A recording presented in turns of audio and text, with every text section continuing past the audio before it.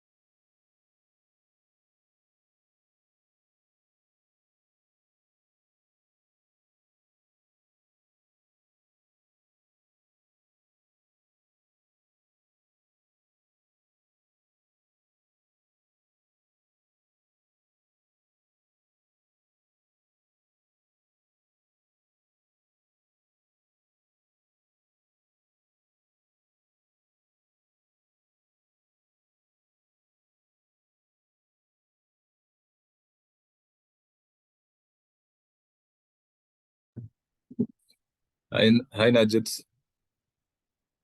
Can you hear me? Hello. Hello. Yes, I can hear you. Morning. Good morning. How are you? Fine, thanks. Mr. Great. Manuel, can you hear us?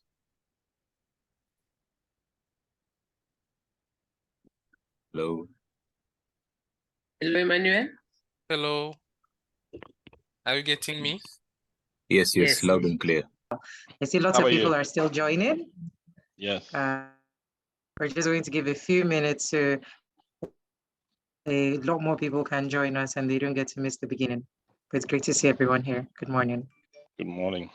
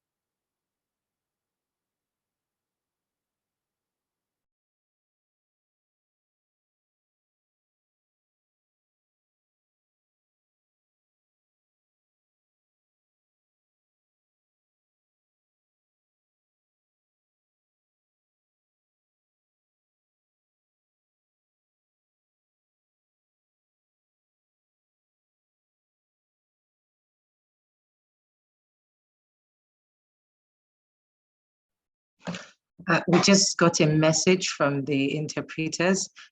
English and French interpretations are available simultaneously. You see there's an icon at the bottom of your screen for interpretation. So if you want the French interpretation, you just hit that icon and you can select French and hear the entire webinar in French.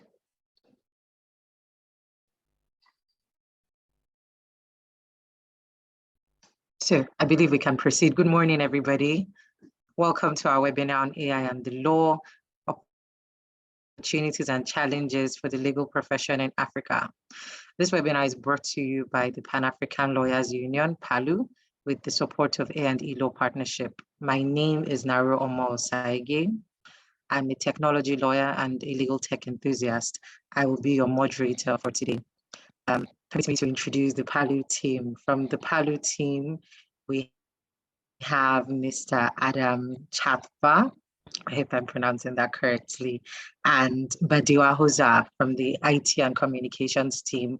They have been leading the entire effort to get communications, to get this webinar up and running. And I'll just like to acknowledge them here. Also, Ms. Nima Jaji, the Legal and Litigation Officer at PALU. She's also here with us today. I'm sure they're saying hi from where they are, but just to say welcome and thank you. Thank you for being a part of putting this webinar together. Like I said, once again, my name is Naro Mosage and I will be your moderator for today. Thank you all for being here. Before I introduce the panelists, I know we have lawyers from around Africa here with us, and as well as law students, and in fact, anyone who is interested in how AI meets law. I hope that today we can have a really engaging and interactive dialogue that will help shape the future of the African legal landscape, even as technology continues to change it every day. Without further delay, permit me to introduce our panelists for today in the order of speaking. And as I do so, I would like to invite everybody to also introduce themselves. Use the chat box, it's just right there. Please tell us your name, where you're from, and what you do. I would love to meet everyone here. So please use the chat box and introduce yourself. So our panelists, our first panelist, Mr. Paul Kaunda, is the CEO of Wakili app from Tanzania. Hello, Mr. Paul. It's great to have you here. If you could just turn on your video and say hi. I saw him earlier a few minutes ago, so I know he's here. Hi, yeah. Thank you. Hi. Yeah. Very nice to see you. Although we're not hearing you very loudly. Okay, perhaps let me set up my Okay. collections. Okay, I think it's a bit better now, but very nice to see you. Thank you for being here. Our next panelist, thank you. Our next panelist, Ms. Florence Kankindi, is an associate at Rubia and co-advocate from Burundi. Ms. Florence, I think she's here. Hi, I can see her. Nice to have you here and welcome today. Everyone. Thank you. Thank you too. All right, so I'd also like to introduce Mr. Nafa Laribi. He's the Managing Director, Cabinet Lafa Laribi Advocates from Tunisia. Mr. Nafa, it's great to have you here. Oui, bonjour et merci beaucoup pour cette invitation. Je serai très intéressé par assister avec vous et présenter les idées qu'il faut sur cette problématique de l'intelligence artificielle qui nous met dans un défi inéluctable qui défie toutes les normes et tout ce que nous avons connu jusque-là dans nos professions juridiques. J'espère qu'on va passer un bon moment. Merci, Monsieur Nafa. I think this is a great opportunity to confirm if everyone is able to use the interpretation. So please send a message in the chat and just tell us if you heard that very clearly in English, if you don't speak French, and also you have been hearing me clearly in French if you don't speak English. Thank you. And finally, last but not the least, our fourth panelist, Mr. Saliu Tao. He's the president of the Gambia Bar Association. Mr. Sal, thank you so much for being here. Good morning, everyone. I'm really excited and to be on this platform on a very, very important topic. And I hope we come out of this topic with tangible ideas as to how to begin a conversation about this technology, which is already here and has already changed the profession, and how do we actually deal with this challenge. I think it's very, very important to have that discussion within the African context. Thank you, Paulo, for really hosting this important discussion. Thank you so much. Thank you so much. Welcome again. And indeed, it's a very important conversation and very timely too. It's important that we as lawyers keep ourselves in these conversations while it's happening, so we don't, wake up and trying to follow technology, but rather we are just on the same track with it at every time. So welcome again. Welcome once again to all our panelists. We're going to do our very best to keep to time. We have two panels. So my dear panelists, kindly permit me to be your timekeeper for today. We want to try to keep our interventions to 10 minutes each, which will give us adequate time for questions and answers at the end of each panel. I would also like to crave the interest of the audience, please use the chat box for your questions while the panelists are speaking. If you would like to speak for yourself, we'll have a break after each section where at that time, you'll be permitted to turn on your mic and ask a question or make your comment. But while panelists are speaking, we will not have that option. And I kindly ask that we make very good use of the chat box. So I'm going to read the bios of the panelists just right before each panel. That's why I just did a brief introduction. So, but with that said, I'd like to introduce for our first panel, I'd like to introduce our first two panelists, Mr. Robert Kaunda and Ms. Florence Kankindi. Mr. Robert Kaunda is a practicing attorney for more than 10 years in Tanzania and the regional courts. Oh, He's currently the managing partner of Kaunda and Company Advocates. He's also the CEO and co-founder of wakiliapp.com, which is something I find very interesting. And you'll see Wakili App is a mobile platform that enhances delivery of legal services in Tanzania by connecting people with lawyers digitally. It's basically like Uber for lawyers. So just the way you can get your phone and order a ride, you can just use the Wakili app to order a lawyer.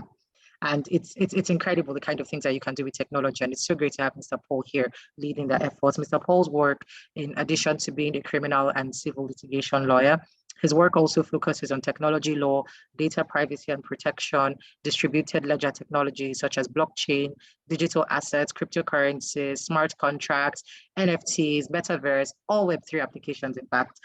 And he's also a big advocate of tech justice. I'm sure he'll speak to us a little bit about that. And he's the former vice president of the African Lawyers Union. He's one of us. He's a member of the governing council of the Tanganyika Law Society.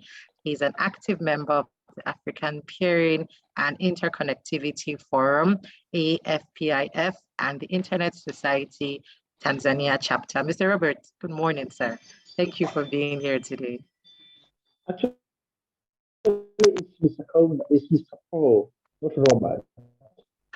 I'm terribly sorry. I have an error here, Mr. Paul. Yes. Terribly Yes. sorry, Mr. Paul. Good morning. Thank you for Good being here morning. today. Thanks for having me. Yeah, so just reading your bio, I can see how deeply your work follows technology over time, from data privacy to blockchain technology and now AI. So I think we're all here very interested to hear your thoughts on how AI and law practice interact and shape each other. Okay, thank you. For the interest of time, actually, in the first place, I prepared a kind of a lengthy presentation. Now, I find myself surprised with 10 minutes. Anyway, I'll just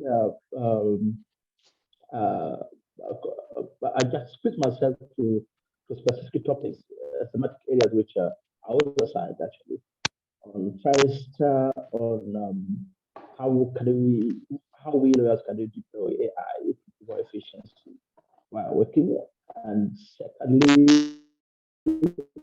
on successful cases and the particular examples on AI impression in the legal landscape. Um, I based on two aspects actually.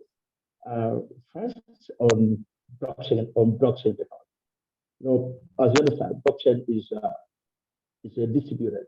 It's like a database for storing digital records, synchronizing, maintaining across a network of connected computing centers called nodes.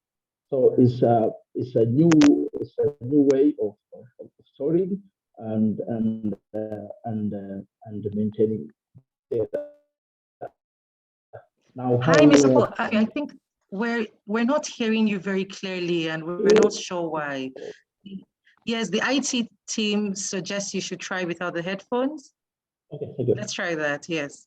Yes. It's difficult for the translators to pick. Yeah, sure. A moment, please.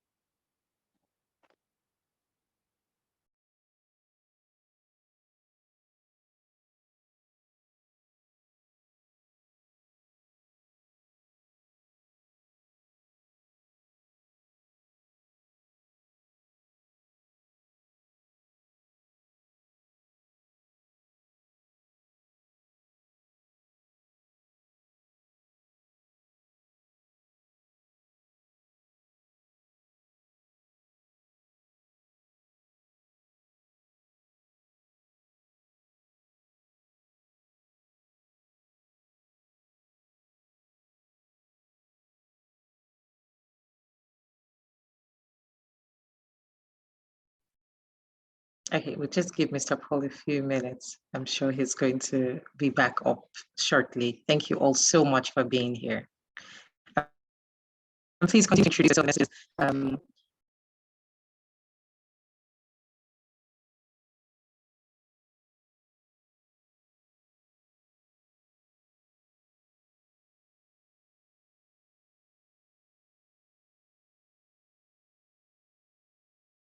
Please send messages, tell us your name, tell us where you're joining us from, and tell us what you do. Thank you.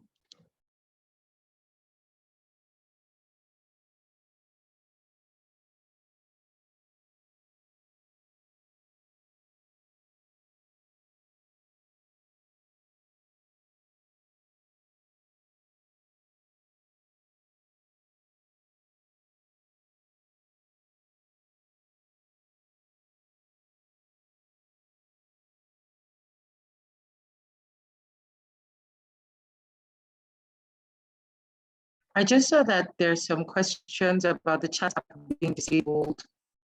And this has been enabled now, please. Sorry about that. Sorry about that. Yeah, sorry about that.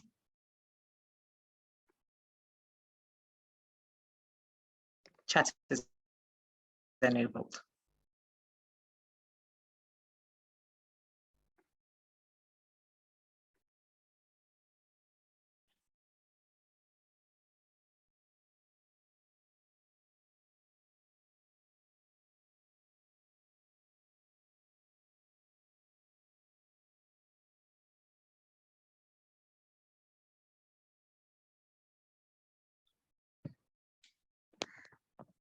Hello, yes, Naro, can you hear me? Hello, yes, much better now. Much better now. Please continue. Okay. Without the gadgets, okay. I was trying to explain one of the emerging technologies around artificial intelligence is distributed ledger technologies. This is an umbrella of technologies which seeks to store, maintain, and synchronize data across a network of computing centers called nodes. And the most famous DOT technology is blockchain, others being DAGs, related like a 60 graph and the data are 6 graphs. Now, why blockchain? Blockchain actually is characterized by essential three features. First is of its decentralized nature, and second, immutability, transparency, and most importantly, privacy. Now, how will lawyers come into equation? Now, within a blockchain platform, within a blockchain ecosystem, there is something called smart contract. Actually, smart contract in simple language is a digital version of the traditional legal and enforceable contract. What does it mean? Nowadays, you can find a client, for instance, he's using a smart code functionality. Now, instead of the traditional legal contract, now how do we go up? How do you go about that? First, we need to form partnership actually with the developers or software programmers to convert actually this traditional contracts into smart code, into actually a smart contract, so as to accommodate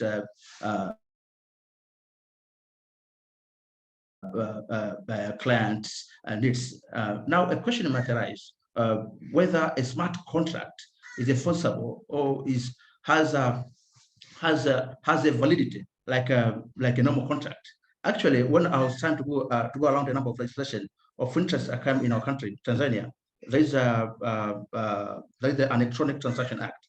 Electronic Transaction Act actually accommodates all the features of smart contract, which are apparent in the traditional contracts. The only difference is that this smart contract it can some of the contract obligations can be written in a natural language, but the performance can be executed in a code, or the entire smart contract can be coded, and this for purpose of transparency and for purpose of convenience, because what can I say? You don't need for instance, you're just for instance, I'm just saying Dar es Salaam, and I have a client says, let's say in Russia, and the opposing client is in Nigeria, but they have to do business, and such particular customer wants a smart contract functionality. Then we have to deploy a blockchain platform. It can be on DApps or in other platform. And then these two parties, they are completely unknown to each other, but they can just do business using a smart code functionality and in real time and without any human intermediary. And another efficiency in which we can get into question this blockchain technology is we can store our clients' data. Our clients' data can be more secure in a blockchain enabled platform rather than on our own servers, which are prone to attacks, which are prone to bias or rusty, or they can go around in any point in time. But once we store our information, we store our client data on these DLT platforms, they are completely secure, they are decentralized, and any party and the client can get real access to them regardless of his or her location, provided that he has a proper internet connection. And another aspect, actually, which I'm partly interested is on metaverse. Metaverse is quite an evolving technology, where it's all about change of experience from 2D. For instance, we are just using a 2D experience here while we are doing this Zoom meeting. But on metaverse, which for me I believe is 3 to 5 years away from now, from full maximization, full realization, it will be an entirely 3D experience. It's more of hyper personalized experience, which indeed will completely revolutionize how we work, how we meeting our clients, how we conduct court proceedings, and all that. So and if following closely, the ITU, the International Technological Union, which is a UN specific agency which deals with ICT technologies, has established a technical committee which is kind of working on establishing a technical framework to govern and regulate the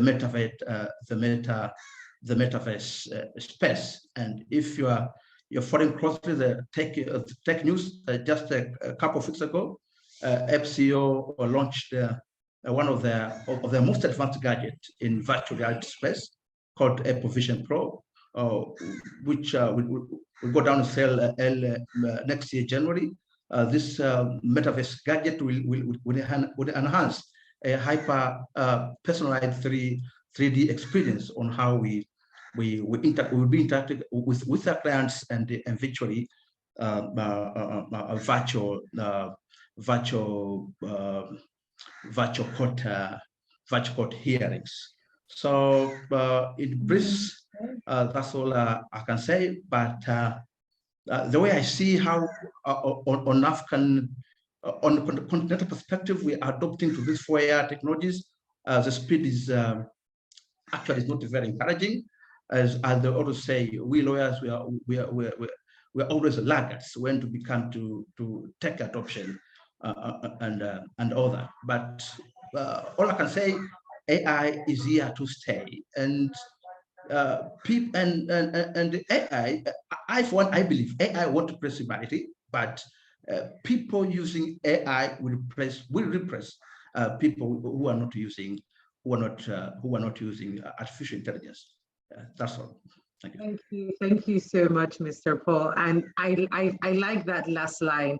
It's not AI that would replace people. It's people using AI that will replace people who don't use AI. It's interesting because the conversations that you have about AI, particularly as it relates to the legal profession, as it relates to lawyers, is about, oh, AI is going to take the job of lawyers. And I think from what you've said, no. What it is that lawyers who use AI will take the jobs of lawyers who don't use AI. So rather than being afraid of technology that come and take your job, rather you ask yourself, how can I use it? How can I hold this thing and make sure that it doesn't somebody else holding it doesn't replace me. So thank you so much. Thank you so much for your intervention, Mr. Paul. Our next panelist is Ms. Florence Kankindi. Ms. Florence Kankindi is an associate at Rubia & Co. Advocates, a member of DLA Piper Africa. Ms. Kankindi has gained solid experience in technology law, intellectual property law, contracts law, and employment law through legal services she renders to diverse clients from different parts of the world. Her clients come from the United States, Europe, and Africa. This is valuable insight on the intersection between law and technology, particularly from the perspective of a lawyer that has experience working with technology companies. Ms. Florence is a member of the Burundi Bar Association and the East African Law Society. Ms. Florence, the floor is yours. Thank you so much for being here. Thank you, Naro. I'm going to be discussing about how AI can be used by lawyers to improve efficiency when working. Normally with this technology, there is a lot of data growing, and that is requiring lawyers to take much time to analyze it and to be able to respond to clients' needs and to be in court and to practice, to maintain this smart and functional practice. And AI is here to help lawyers to improve the practice. What we are doing before, we were taking much time, but AI is here to help us to minimize that time we focus on going through the data and focus on other things. One may ask that which areas where AI is being applied in law. I may say that AI may be used to review documents, proofreading the errors, correcting documents, or organizing documents, but it can also be applied in case study. There is these big online legal information resources like LexisNexis, Practical Law, which are here to help lawyers find relevant materials. But there is this IE tools like Lex Machina, which are here to help lawyers for a case strategy based on previous outcome in similar cases. AI can be used also to review contracts in proofreading the contract, proposing terms to be used in particular contracts, and identify terms, proper terms to be used. It can be used also in litigation strategy, like in finding relevant materials using litigation, because we know that even the most experienced lawyers have there is this risk in litigation because they do not know what the outcome of the court will be. But AI is here to help you maybe get the quotation of the risk for the proceedings or the outcome, the statistics of the outcome of the case. Then how can lawyers benefit from these AI applications? AI saves time for lawyers and money. Considering the time a lawyer takes to go through cases, to go through materials, to get and to go through a number of documentation, AI will help us to identify the relevant documentation, and AI can propose you the documentation to look to, and you don't have to go to a lot. The AI will propose you the documentation to look to, depending on the case you want to address. But also it will help you. A lawyer will have to do only the final draft, but the first drafting is done by the AI. And as you know, if the lawyer saves time, of course, he saves money, because we work depending on the time, and we charge client depending on the time we spent on the materials. AI can also allow us to assess the risk as it identify potential risk area. Identifier les risques potentiels un peu plus tôt dans de conseiller. Legal problems before they even occur, or when a lawsuit has been started. These smart solutions allow law firms to quickly identify relevant information and define the universe of data and custodians that must be protected. AI can also help law firms or lawyers to produce a high quality work, because this software will help you to work when you are not tired, because the first draft material is already done by them. Then what the lawyers do, they go through and add more insight, depending on what they get more time to do more research, because the first work is already done by the AI. And also the lawyers get confident because the what they are producing is high quality than what than a work done by a lawyer who is not using the AI. AI also enhances creative analysis. It can test out various facts and legal analysis to identify the most advantageous strategy, comparative analysis between cases in different states, courts, and they no longer take exhaustive scanning like it was done before. It also somehow reduces lawyer stress and frustration, because if you already have the first draft, what you do is you are no longer taking much time to go through the documents, and you are sure you can do a lot of work in smaller time. And it allows you to dive into the creative and structural analysis that they are trying to do, and that computer can't replicate, no matter how smart. AI also improves client relationships, because when you are done with your work, you now have time to be addressing client issues, and also get time to keep informing them at a very stage of legal process. Not to mention a better and more consistent results by themselves, led to a greater satisfaction of the clients. But using AI also can require skills for lawyers, because one have to know which AI to use and when to use it, because it can also misregard you because you have used a wrong AI, or you are using it in an inappropriate way. So we have to get skills in using this AI. And I think also the legal profession and policies have to change and to facilitate this innovation in this space. Because as an earlier mistake cannot reduce fear into more, higher quality work also builds on itself and support the production of more good quality. So deploying an AI solution can create a positive momentum thoroughly of a law firm.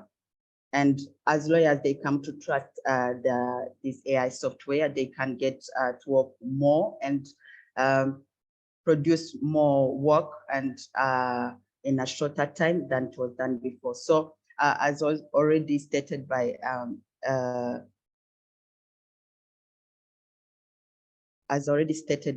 Paul, AI will not replace lawyer, but those who are not using it, they will find themselves left out, because lawyers using AI will work faster than those one who are not using them. Yes, thank you. Thank you so much. Thank you so much for your intervention. And I got so many valuable gems from it. I put them all in the group chat. So thank you very much, Ms. Florence. Just to say a quick word, I noticed some people are sending their questions to the chat box. It's a bit difficult to follow. So please use the Q&A box for your questions. It's much easier to follow. I think someone had a question. If anybody has a question, please, I think you put your hand up and the mic will, and your microphone will be activated so you can speak. If there are any questions, please do so. Our panelists are very happy and very ready to answer our questions. So I think we have a question here. I think this question is for Mr. Paul. He says, please explain the terminology hyper 3D. What does it add to the current visual experience? That's a question from Mr. Paul. He talked about 3D. From Gigi Reed, please explain the terminology hyper 3D. What does it add to the current visual experience? Okay, thank you from a good question from Gigi. Actually, Gigi was our treasurer when we were doing our time as Expo Mapalo. Simply, hyper 3D experience, which is being offered by the latest Apple gadget, virtual reality headset, the Apple Vision, or the one which is being offered by Quest 3 or Quest 2 from Meta, is they say is like a visceral immersive experience. It's like there's no difference. It's like I'm sitting next to you, quite different from what we're doing right now. What this Zoom conference is 2D experience. Now 3D is like being inside the internet. Is like sitting next to each other. So regardless of wherever you are, you can be in what in somewhere in Nairobi, in the outer skirts of Nairobi, and can be in the outer skirt of New York. But the experience when we are conversing using these gadgets is almost is absolute out of this world.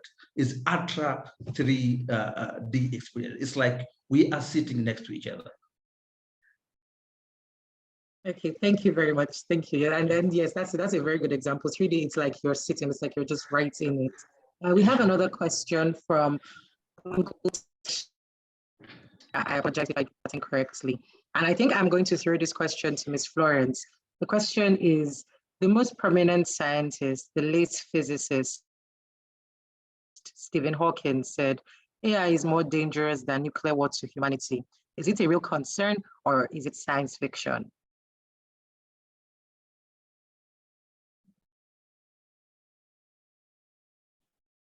That's a very interesting question. Is it more dangerous than nuclear war? Is it more dangerous? Is that science fiction?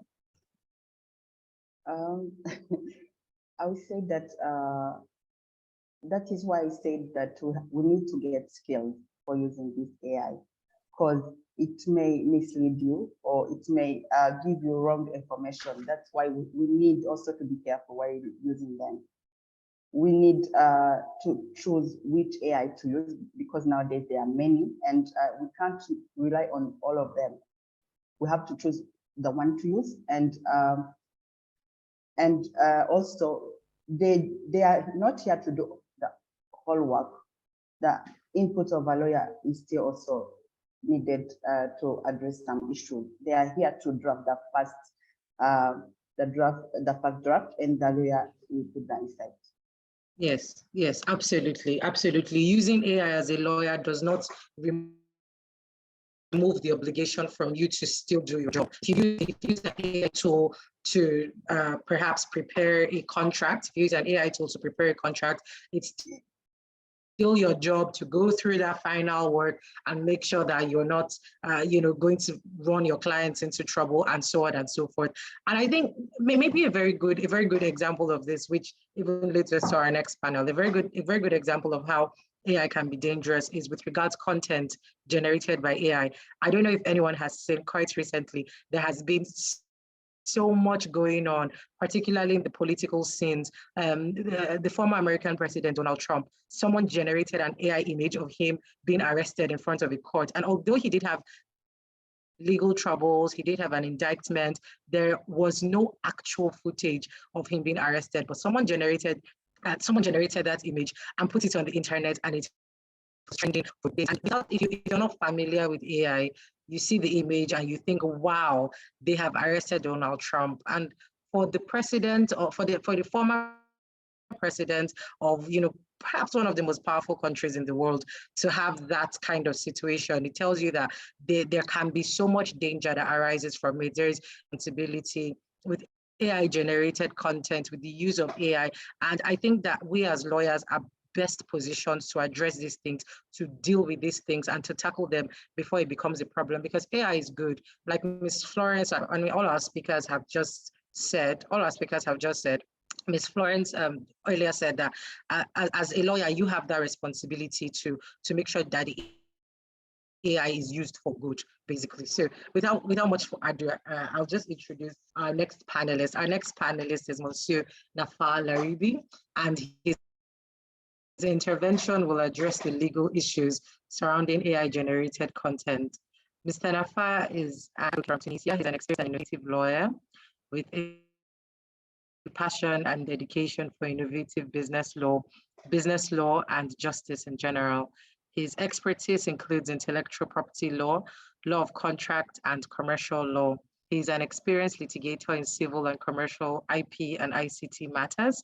His work in the field of ICT and IP law includes the Creative Commons copyright license, which was adapted to Tunisian law in 2008.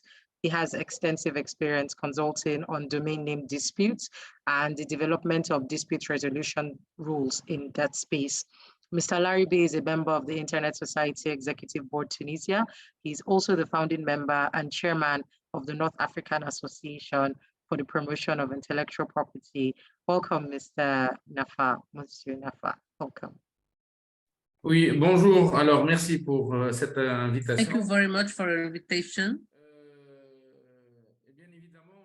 Of course,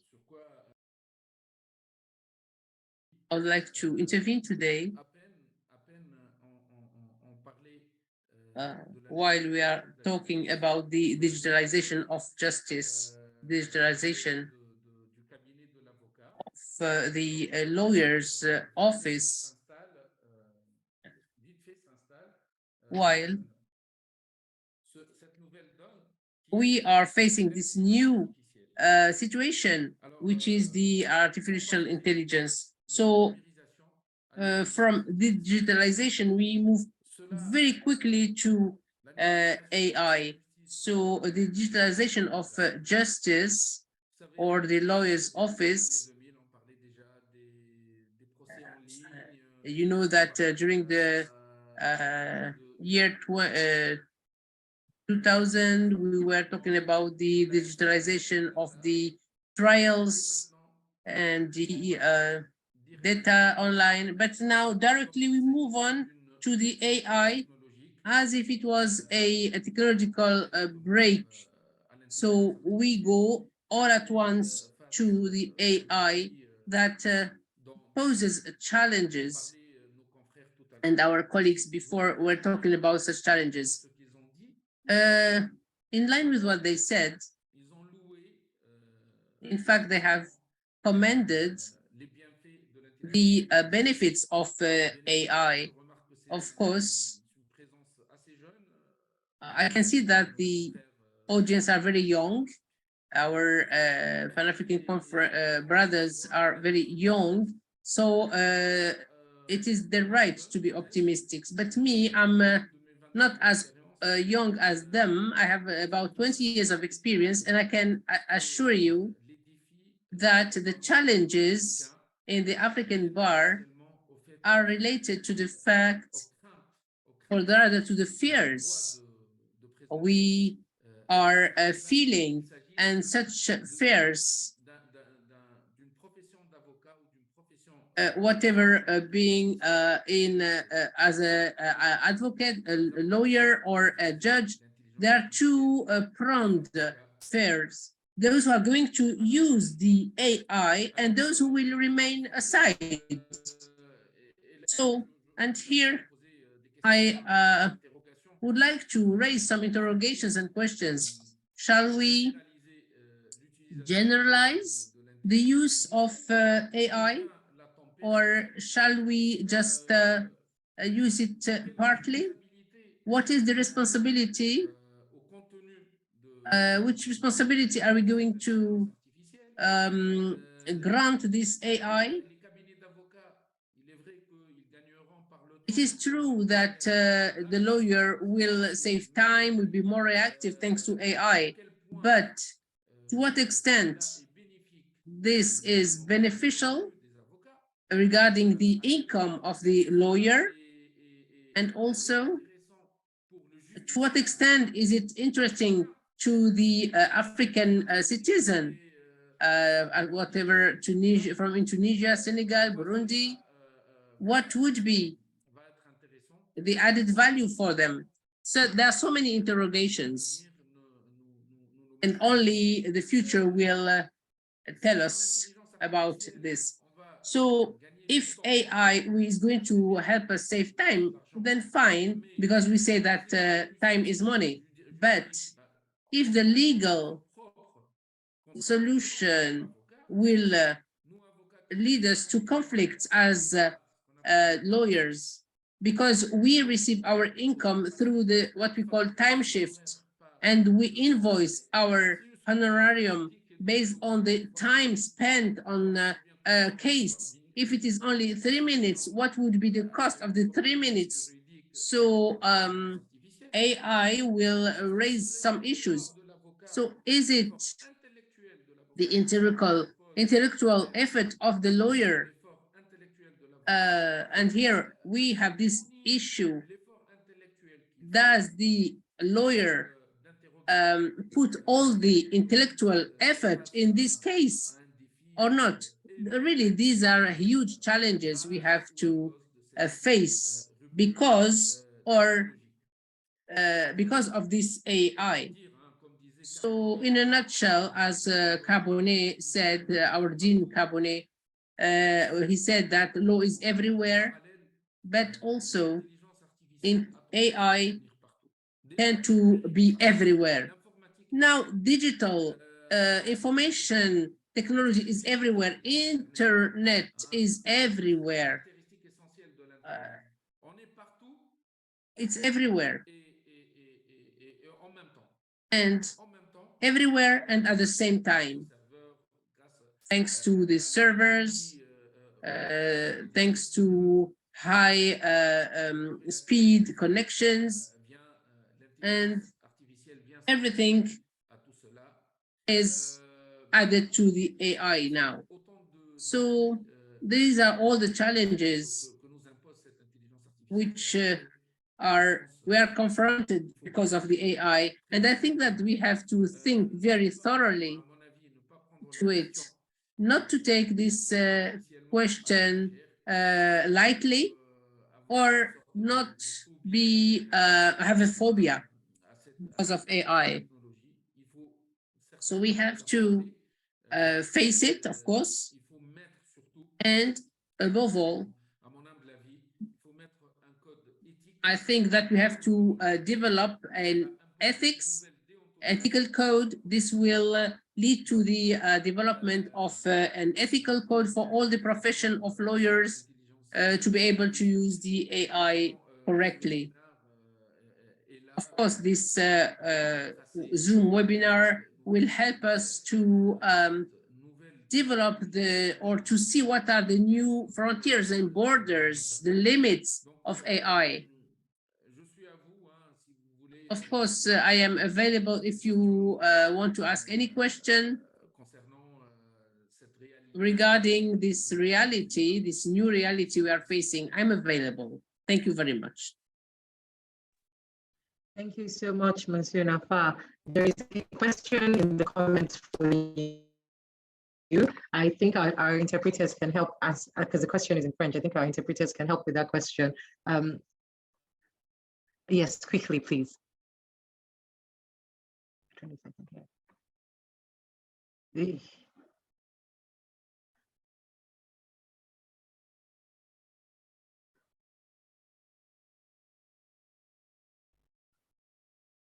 Hi, I'm not sure.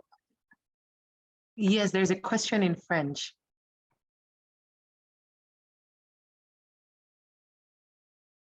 Yes, it's in the chat box. It's a question at the chat box.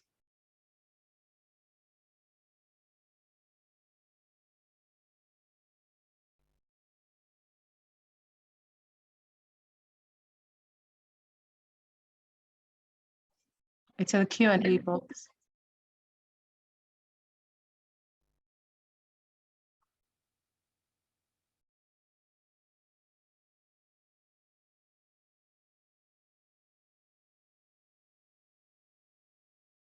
But I think Mr. Nafar can see it also, actually.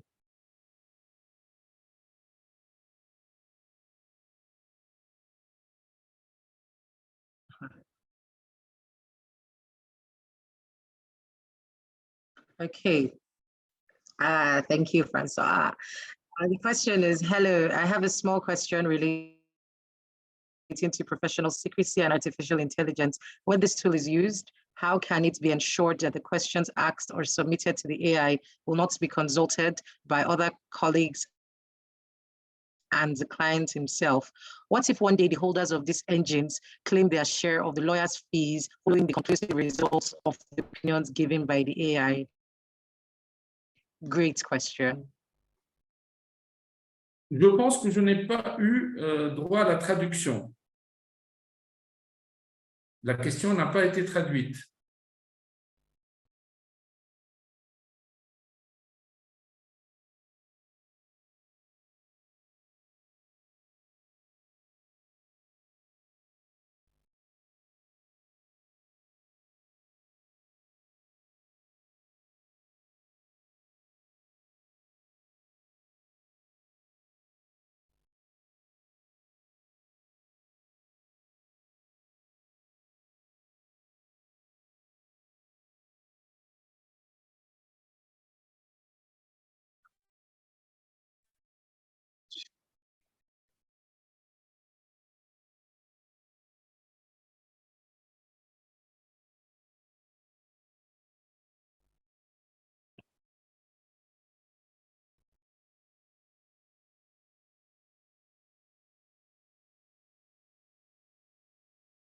Oui. Alors, donc je peux Yes. May I answer? Ok, je peux répondre. May I answer? Vous m'entendez? Can I Can you hear answer? me? Ok, Yes. merci. Thank you very much. Alors, sur quoi repose, au fait, In c'est fact, une très bonne question. this is a very good question. It's a very smart question. It is as intelligent as and smart as the artificial intelligence. Artificial intelligence, how it is nurtured, from what it stems. It comes from the billions and billions of information that are on the internet, they are online. It is this way that the algorithm of the AI are fed. And what is interesting to know is that they feed at the same time as the human being neurons. I mean that the human being, when he grows up at 5 years old, he will go to school, he starts getting information, learn the alphabet, calculation, mathematics, he will know how to deal with the figures. And with time, the more he grows up, the more he will accumulate information. This is culture, what we call culture. And the definition is that culture is what remains in our memory after having forgotten everything. That is what the philosophers say. I don't think that the AI will forget anything. So AI is very greedy in terms of information, and it uses all the information that are online it knows how to filter them, how to classify them through the very powerful algorithms. And therefore, it will provide us solutions in any field, including the legal field, consultation field, and also legal field. It will provide us with solutions to a given challenge or litigation. And some experiences in China, for example, the qualification of facts regarding penal cases are done through our AI algorithms.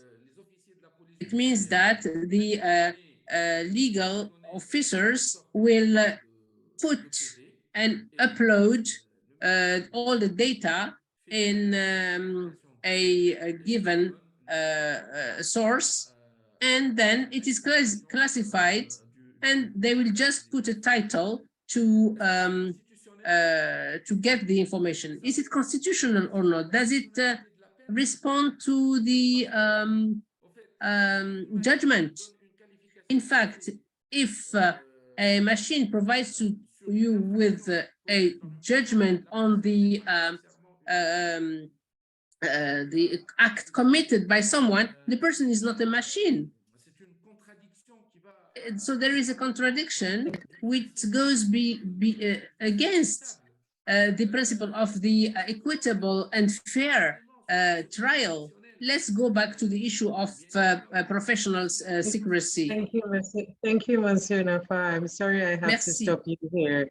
Thank you. I'm sorry I have to stop you here. All right, thank you. And I just have to we're running out of time, so I'd like to introduce our last panelist, Mr. Salif Tal. I believe he's also going to start his intervention by even addressing this question, so it's great. Mr. Salif Tal is the barrister at law of the Inner Temple and enrolled as a legal practitioner in the Gambia. Mr. Sal is the initiator and one of the co-founders of Gambia Has Decided, a social movement which played a catalytic role in ousting a 22-year-old dictatorship in the Gambia.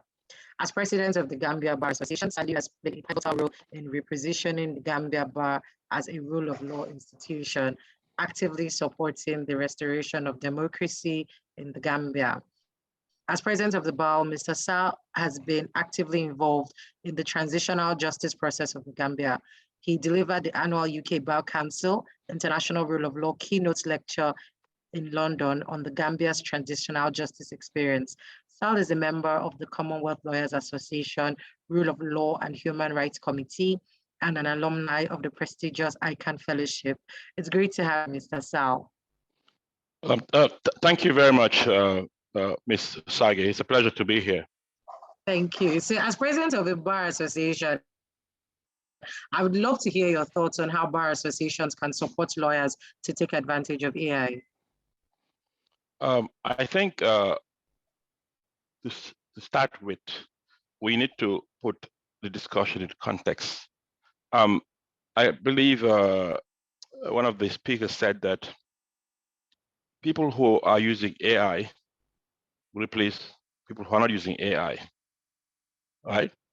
And the fact of the matter is AI is going to replace jobs in the legal profession. And in fact, a recent survey by Goldman Sachs has shown that 44% of legal tasks can be performed by AI. Obviously, that is more within the Western context, less so in the African context. But you can imagine that tasks that are routinely performed by lawyers can be done by AI. So that's the reality. So how do we deal with this challenge, opportunity, and threat? I think we have to say it is a challenge, it's an opportunity, but it's also a threat in the way we practice law and who also practices law. So it will affect how we practice law, and also will affect the number of lawyers that will be needed. This is the reality. We have to brace ourselves for this reality. Technology does that. Now, as bar associations, our mandate, we have a sort of a dual mandate. Our mandate is, on one hand, we are like a union, like a professional body representing the interest and welfare of our members. We are membership-based organizations or associations. On the other hand, we also have a public interest duty, where we also have to promote the ideals of the rule of law, good governance, human rights. And sometimes these two, obligations conflict, but they shouldn't. But in reality, it's conflict, because every discussion I've had so far is about how lawyers can make more money, how lawyers can have billable hours. I would like to take a different perspective. 2 years ago, I was at the Commonwealth Lawyers Association in Bahamas, and I was on an AI panel, and I was sitting with sort of Western, European, American, Australian lawyers, and all the discussion was about how AI will make them more efficient and how they can make more money. And I'm like, in Africa, as lawyers, we have a duty to be, in as much as we are professional, we need to get paid. But I think we also have to be transformative and change our societies through our professions. And for that reason, I always ask them, what does AI mean for transformative legal practice? I think that is where bar associations should focus, not on the billable hours. How do we make AI respond to our increasing threat to democracy? How does AI respond to our quest to build rule of law institutions? How does AI deal with transitional justice? How do you alleviate social injustice? For me, as bar association, that's where I would focus on. And of course, that we can do that in many ways. One, we must recognize the fact that AI is a reality. Whether we like it or not, it's here to stay, and it's already impactful. So we must educate ourselves and understand what AI is about and how we can leverage on it. And to do that, we must do education. We must re-educate and retrain our members through seminars, workshops, and other ways to understand this. The AI is basically machine learning that basically learns how to do things more efficiently, because it has computer power, which is more than any human being can possibly do, because the power of the computer and software really is humanly possible for us to do that in terms of mainly when it comes to routine tasks. So we need to understand the potential in the legal field. And in Africa, we have a different context. Maybe in Africa, our context is different. In the Western world, if you look at many of these firms, law firms, the kind of work they do, by and large, is different to some extent to what the major of African lawyers do. So, but fundamentally, AI basically goes to the internet, or so in a way, a database, whether it's internet or intranet, and harvests information and presents it in a way by looking at how it's been done in many over a period of time. Our challenge is, for example, we don't have enough of our information, or at least our accurate information is not online. So we have to make sure that that happens, because AI can only work based on information available digitally, right? And a lot of our information is not available digitally. So first of all, we must educate and train our members. Secondly, we also have to set guidelines and standards. How do we, as bar associations, at the national level, regional level, and at the parallel level, how do we set AI standards that we can mainstream across all bar associations? We must also define the ethical limits of AI. I know the alarming statement made by Stephen Hawking alarmed a lot of people. I disagree with Stephen Hawking. So when the television came, there was an outcry as to how it would destroy society. I mean, internet is a medium, AI is a medium, it's a tool. Just like a scientist can develop the atomic bomb, another scientist has developed the cure for malaria and other things. So it depends on how you use the technology. So I think if we develop the ethical standards that is consistent with our African values and norms, we can actually delineate the boundaries of AI. Because as you know, in technology, they have the ability to clone maybe human beings. I mean, you remember Dolly was cloned, right? But they have defined rules as to what you can or cannot do in terms of creating beings, because that is seen to be not the realm of humanity as we speak now. So in the same way, we can define, have ethical, delineation of what is possible within AI and within the legal, because our profession is a regulated profession, and as lawyers, we are accountable for what we do. within the boundaries set by our code of conduct and ethics. So whether it's done by computer software, ultimately a human being must take responsibilities. That's why we need to be very clear about what is legal work and what's not legal work. I think there was a recent case in America where they had to define what constitutes legal work or not. So I think our bar associations, through different fora and means, should clearly delineate what constitutes legal work. Because if somebody goes and makes a contract, I mean, through AI, I mean, who's responsible? I mean, in my country, you cannot register a deed if you're not a lawyer.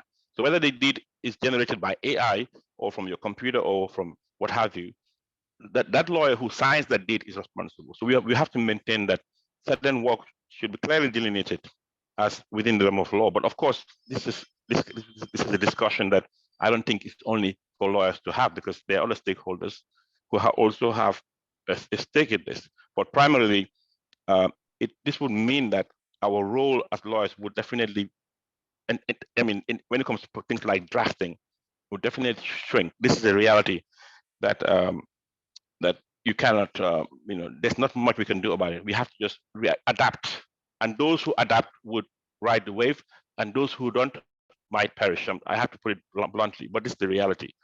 And I would encourage, because AI now, we've seen the intersection of AI and law, so that requires a networking of bar associations locally, regionally, and internationally, and also tech, people who write technology, so that we can really collaborate on making AI relevant and useful for the purpose of ensuring that we lawyers, primarily our goal is to ensure there's rule of law, there's justice. Even if you look at commercial contracts, without, if a country doesn't have the rule of law, you can't have a viable commercial practice. So for me, those are foundational issues that we must also remember as we talk about AI, so that we don't talk about AI only within the context of dollars and cents or shillings or dollars or CFA, but within the context of how it can actually transform our societies. How do we have a more just society? A more just society is a more peaceful society. A more peaceful society is a society where business can thrive. So these are foundational issues that we have to think of as lawyers. So as bar association, we must be the primary group who advocate and promote and shape public policy, in AI that is Afrocentric, that is cognizant of our African values, our realities, our needs. Because Africa, we're still at the level of basic survival. A lot of Africans don't have water, electricity, education, healthcare. So a lot, so the needs for Africa is different from the Western world. So we must make sure that our AI also meets our needs. For example, how do you make sure that, one of my friends was telling me, oh, send me an article about how somebody did a case with AI in America and got off with of a traffic offense. So I told the person, oh, when the police, if you live in a dictatorship and the police knock at your door at midnight, please call your AI lawyer. You see what's going to happen. So these are some of our realities. How do we now map human rights violations? For example, there's something happening in Senegal right now. It's a political crisis, and there are human rights violations. There's a lot of videos all over the place.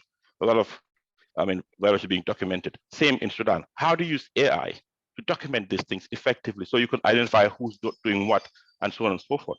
So I think for me, the potential is huge, and bar associations have a very huge role and leadership role to play in shaping the discussions. But I think all of us, some of us who are bar leaders and those who have influence in bar association, we should start and cascade the discussion back locally. Every legal law society or bar association should be having discussion about AI, starting with educating lawyers as to what AI is and what it is not.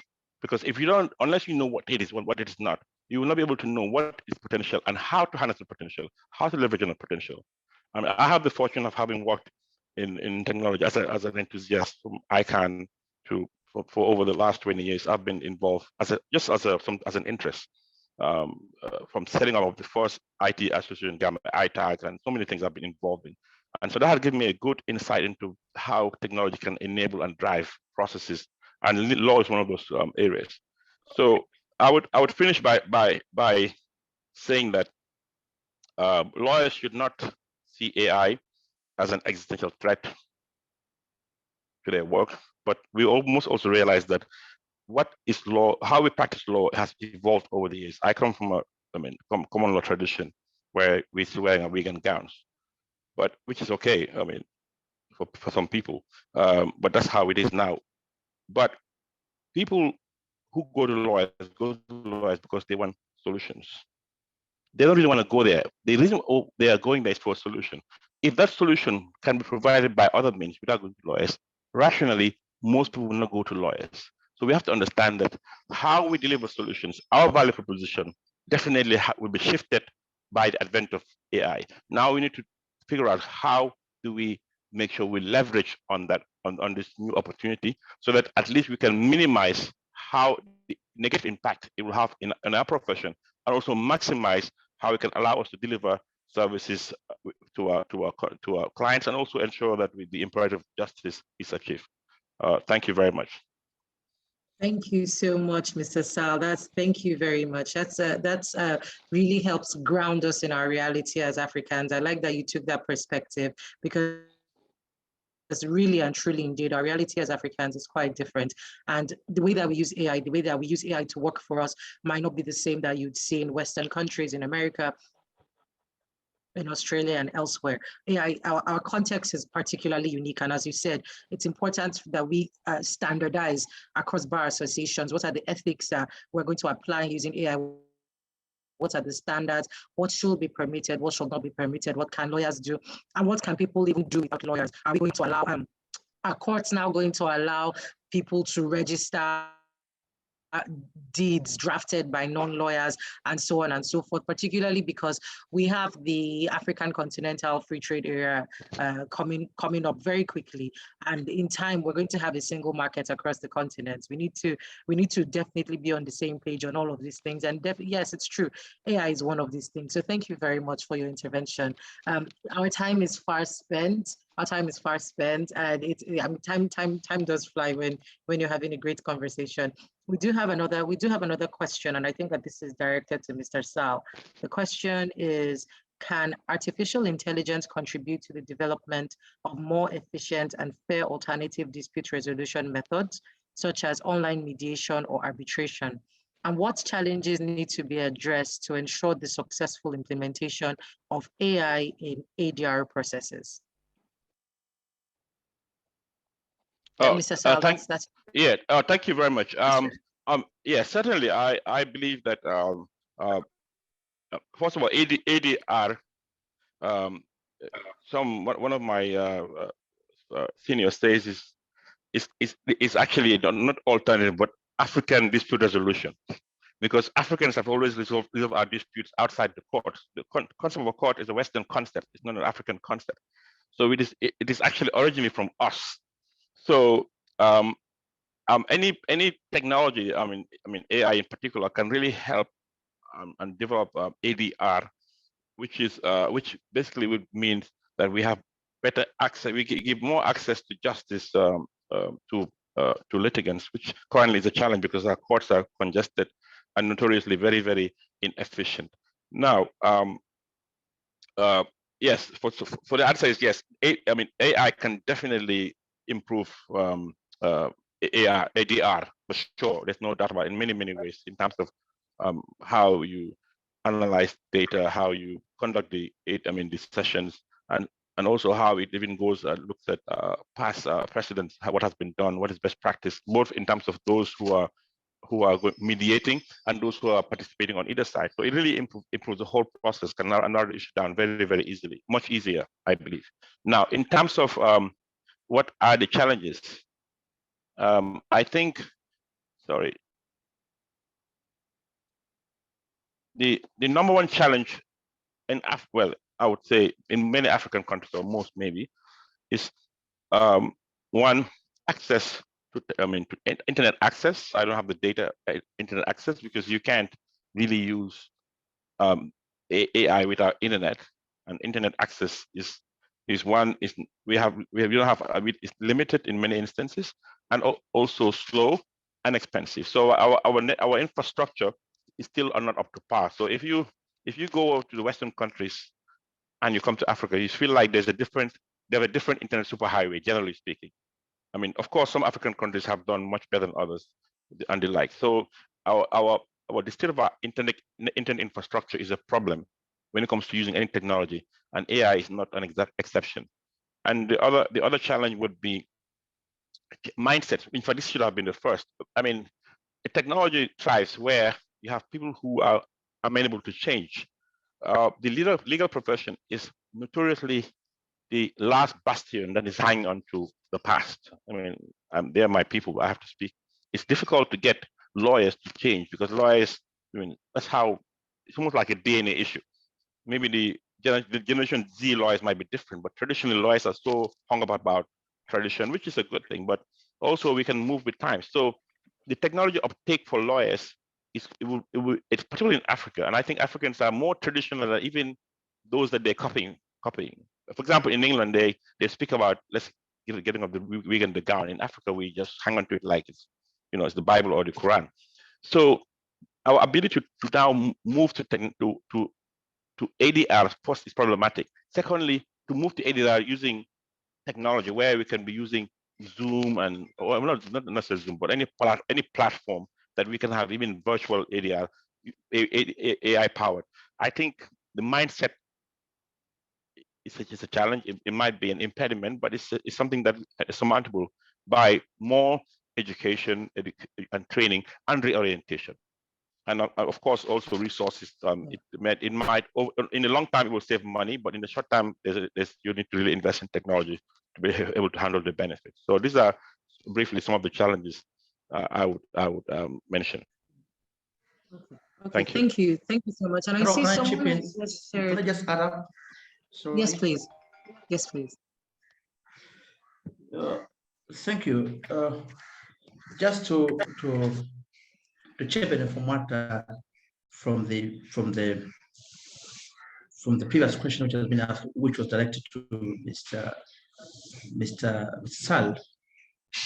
As I had it, as I said earlier, DLT ecosystem, distributed ledger technologies, or more specifically, blockchain, also offers an AI-powered automated dispute resolution mechanisms, online dispute resolution mechanism for the blockchain participants, and it works on a conditional logic that if X happens, then X Y execute.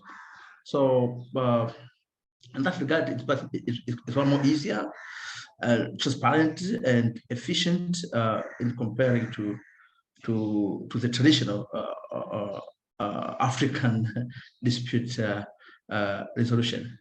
Also, just to highlight on the questions about which was directed to my colleagues in Tunis regarding copyright issues around AI generated content. There's an active ongoing debate, I think, in the global north regarding if an AI output is copyrighted or not. I, for one, I think I support the decision of the corporate office in US that you can't copyright an AI generated content, and for the simple reasons, AI is primarily based and trained on trillions and trillions of data, which are scraped, which are amassed and massed online. So, and this AI system, this AI company are training this data ubiquitously on a fair doctrine, on a fair doctrine basis, on a fair use doctrine. Thank you. Okay, thank you very much. Thank you very much, Mr. Paul. And I think to also add, it's important that when you're using an AI tool, you check the terms and conditions. It's usually quite clear where copyright is assigned to. For example, with ChatGPT, if you go through the terms and conditions of ChatGPT, you will see that the copyright in anything that is generated by ChatGPT for you is owned by you. And like Mr. Paul said, in the US, the fair use doctrine comes into play there. There's someone just shared a very important resource. Thank you, Selemani Kinyunyo. I'm sorry if I'm not pronouncing your name correctly, speakers. Thank you very much. They have shared a white paper launched by Microsoft discussing some reflections on how we can better regulate AI. I think someone else asked an earlier message on, someone sent an earlier message asking, how do we gain the skills to use AI? And I think this is a great place to start. By the time you read this article, you have a very good understanding of what the conversation around the regulatory approaches to AI are. And in fact, you will also find several courses on, like, on Coursera. There's one particular course on Future Learn. I think that really looks at AI and law from the policy perspective. These are some resources that I personally have found useful, and I hope that you also can find them useful too. We have a few more questions. I know that we're running a little bit more than the time that we planned, but we have a few more questions. So I'm just going to quickly ask, and I think this question, I'm just going to throw it open to all the panelists. From Famara Sinkate. My question is whether it's important for African lawyers to push for a regulatory framework for AI, similar to what the EU has done. I believe it will be beneficial for regional groupings like ECOWAS or the African Union to create guidelines for AI regulation to ensure consistent and responsible approach to its development and deployment across the continent. Such a framework could help minimize negative impacts on society and individuals and encourage the development of AI tailored to address unique challenges and opportunities in Africa. Tamara is writing from Belgium. Thank you, because also that's, I mean, even aside the question, that's a very great comment, and it feeds into what's the points that Mr. Sal was raising earlier. But the question here is, when it's important for African lawyers to regulatory framework for AI at the African or the regional level. So I'm just throwing this open to the panelists.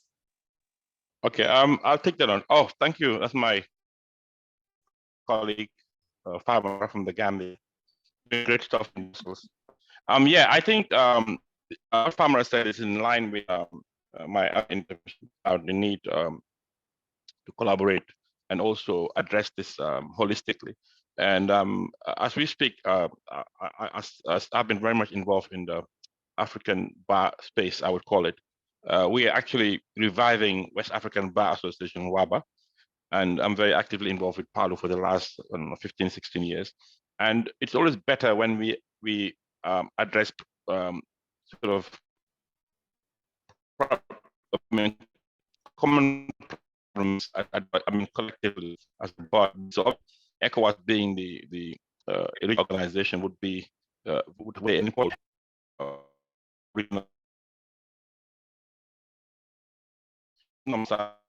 you don't want SADC having their own one, ECOWAS having their own one, East Africa, and so on and so forth. I think we should sort of have an AI policy framework, African AI policy framework anchored at the AU level.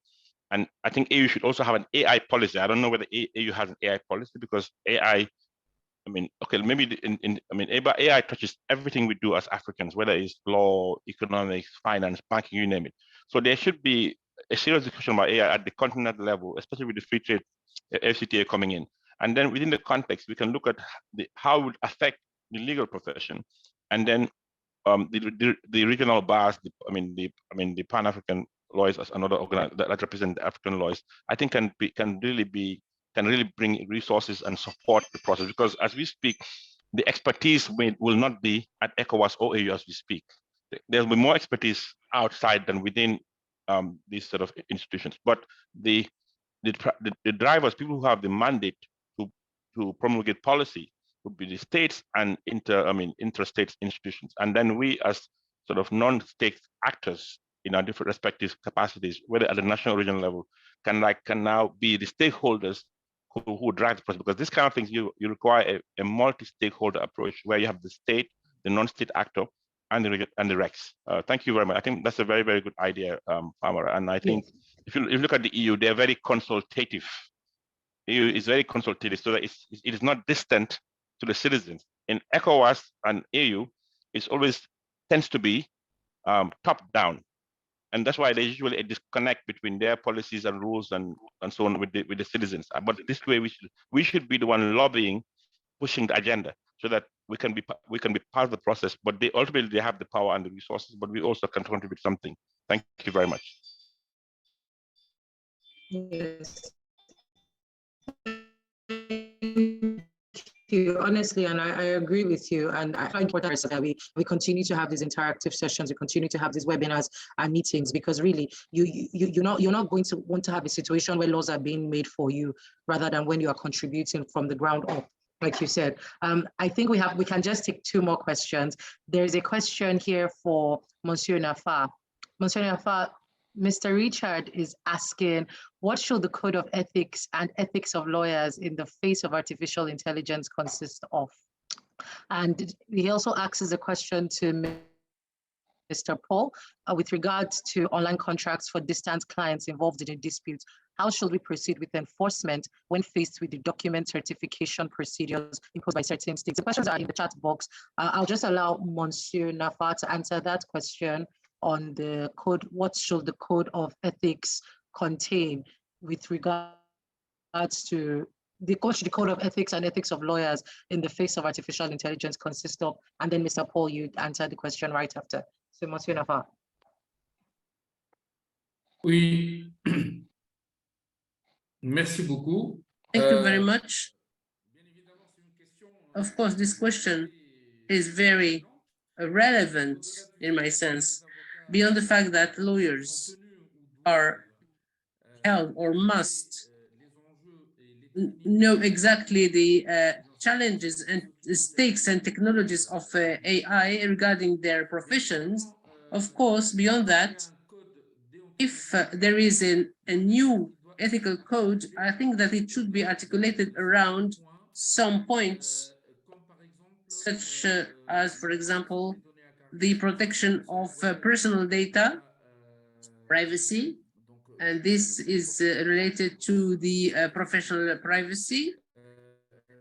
And this takes us to the first question before. Of course, the lawyer has taken oath and he has to respect and keep the secrecy, professional secrecy. It should be absolute.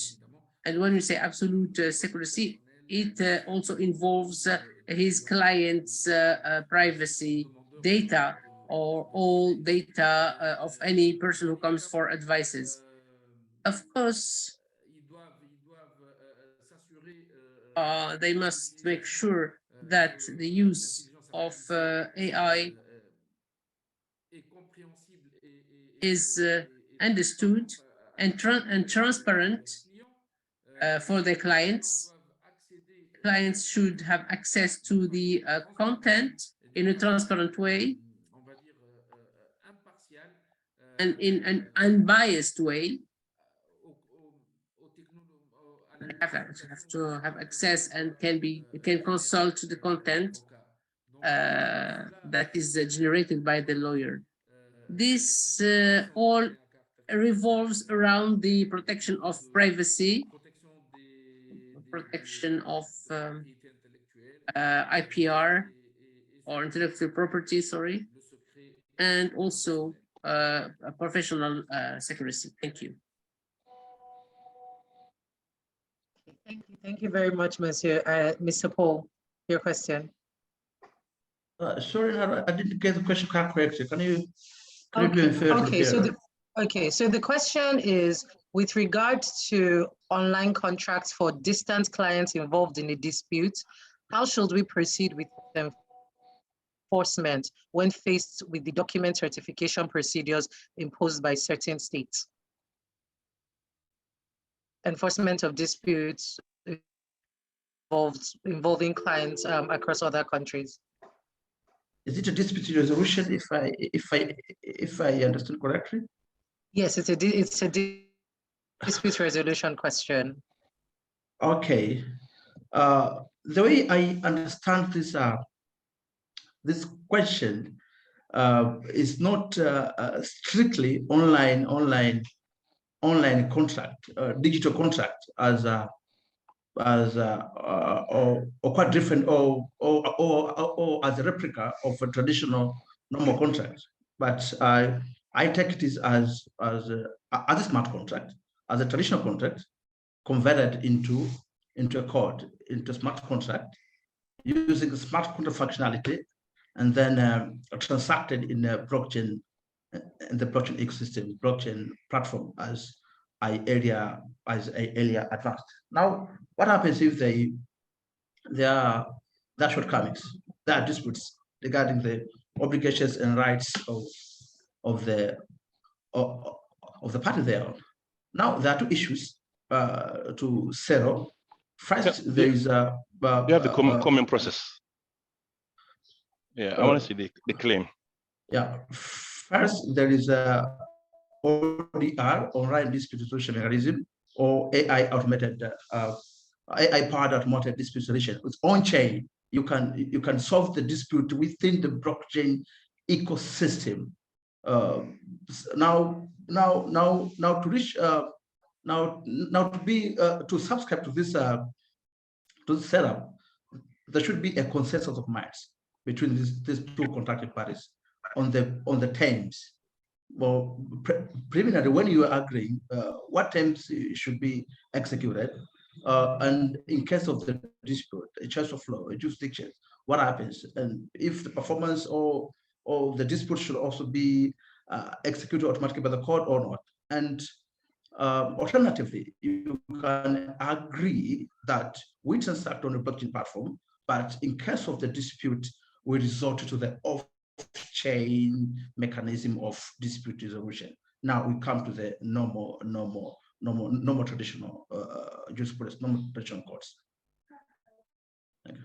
Okay. Thank you so much. That's a very comprehensive answer, because if this person is thinking about dealing with the document certification procedure, what you're saying is that simply the two contracting parties can decide, we want to resolve this dispute on chain, or we want to resolve this dispute off chain. And I think it's maybe that's the really important thing about technology, because it gives you that option to say, I will not be burdened by the sort of more archaic administrative procedures that we have, and then I can opt for the on-chain resolution. Thank you very much. Thank you so much. I can see that we still have everyone is still here, and I appreciate you all giving us your time. And we've come to the end of this webinar. It's been so great to have everyone here. Thank you so much to all our speakers. Thank you so much to Palu, everyone at the Secretariat. I'm so happy that we're able to have this conversation. Someone asked for the recording.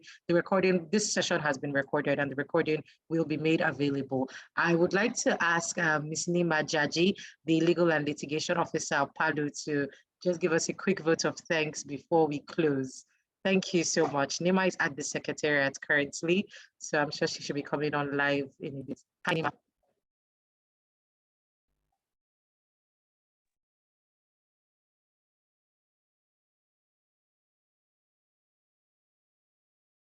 Hi, everyone.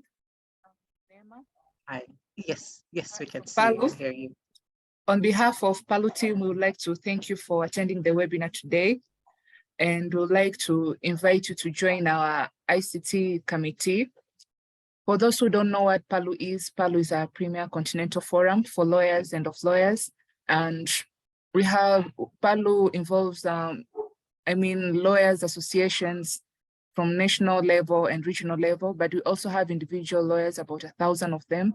So if you want to be part of Palu, a member of Palu, you can just go to our website and register to be our member. But also this year in July, on 5th to 8th, we'll be having our annual conference in Zambia, Livingstone, and we'll also be having a panel on artificial intelligence. So for those who would like to be part of it, you are very welcome. And those who would like to sponsor our panel, you're most welcome. So see you all there. Thank you so much. Thank you, Nima, and thank you, everybody. And I will just call this webinar to a close. Thank you, everyone. Goodbye.